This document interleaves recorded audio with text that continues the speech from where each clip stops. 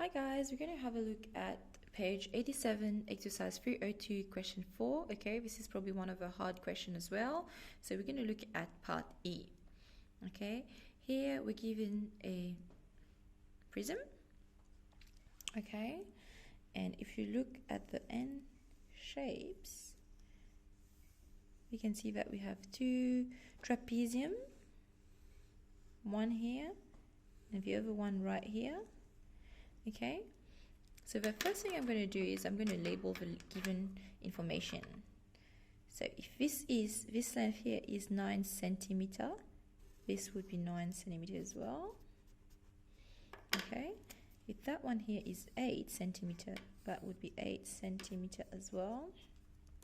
Okay, so if I have a height of 12 centimeters, that would also be 12 centimeter here. So if you look at it attentively, you can see that there's a rectangle happening here. Yes. So if this is 9 centimeter here, that would also be 9 centimeter here. And we've got another rectangle happening right here. So that would also be 9 centimeter. Okay. Now, I want to find the unknown value, which is x. So what I can do is I can draw a line right here and form a right angle triangle. Okay, so if I form a right angle triangle at the top, I would have a rectangle down this bottom here.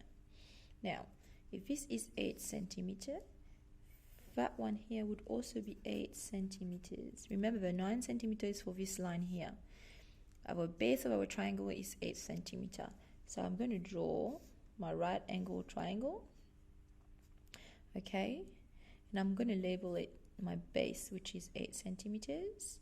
And my height, how do I find my height? We know that this whole length here is 18, because that's the rectangle that gives 18 on that side. Okay, we've got a big rectangle here. This is 18, that's also 18. And this is 12 here from this rectangle.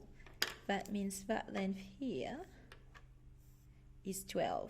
Okay, if my whole line here is 18, this one is 12, what would be this length? It would be 18 minus 12, okay, which is 6 centimeters. I'll write 6 centimeters here, and that would be my x. Now we're going to use Pythagoras theorem because we have right angle triangle here, and we've got the side opposite to the 90-degree angle, which is the hypotenuse, the longest side. So we're going to use Pythagoras' theorem, which tells us that the length of the hypotenuse to the squared equal sum of the squares of the shorter side, so 8 to the squared plus 6 to the squared. Now x to the squared would equal 64 plus 36 is 100. Now this is x to the squared equal 100. We want to find the value for x. So x would equal the square root of 100, which is 10. Okay, now I know that my x equals to 10. That's the information I really wanted to fill out to start with before calculating the surface area. Okay, now we've got 6 surfaces here, 6 areas to calculate. So we firstly got the area, this big rectangle right here. We've got the area of this rectangle right here. We've got the area of a trapezium, the first trapezium and the second trapezium. Got the area of this rectangle here. Okay, so we're gonna make sure we're working out 6 different areas here. So area 1 would be this one here, area 1, this rectangle right here, which is 8 times 9, which should give me 72. Okay, so area 2, let's do area 2 would be this one here, the top one. So we did bottom, let's do the opposite to it, top one. So this is 9 centimeters, and we just find out that x is 10. So 9 times 10, which would give us 90. Let's look at the third area. So the third area, I want to work out the area of a big bottom triangle right here. I mean rectangle. So the base would be 18 and the height would be 9. So 18 times 9 is 162. Okay, now I can work out, if I worked out this big rectangle down the bottom, opposite to it is that rectangle here, which is 9 times 12.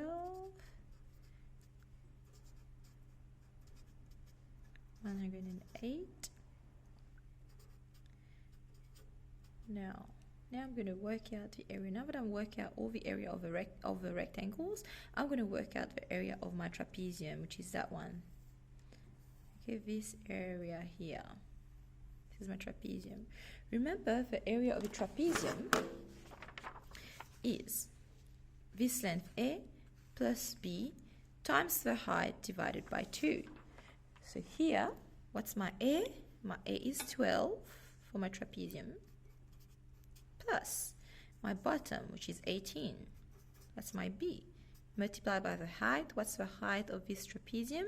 It's 8 centimeters divided by 2.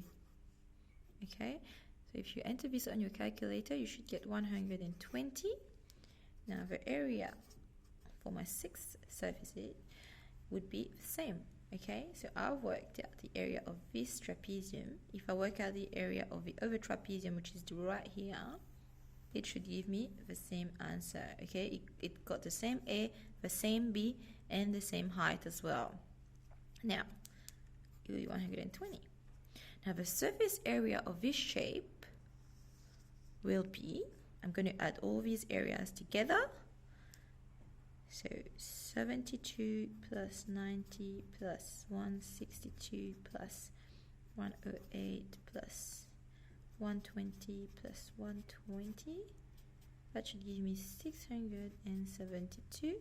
It's in terms of centimeter. We're going to write centimeter to the square because we're calculating surface area. Okay? And that's it.